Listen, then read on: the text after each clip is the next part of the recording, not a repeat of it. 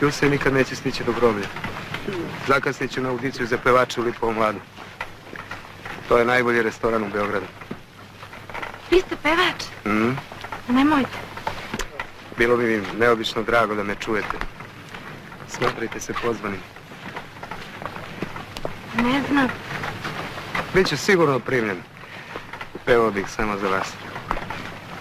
Izvinite.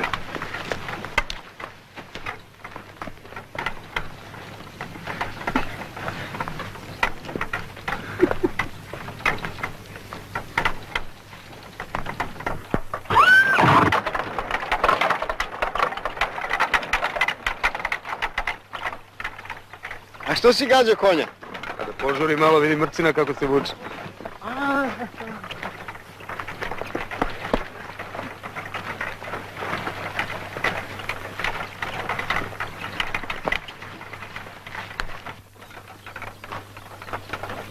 Izvinite, da vi niste novinar?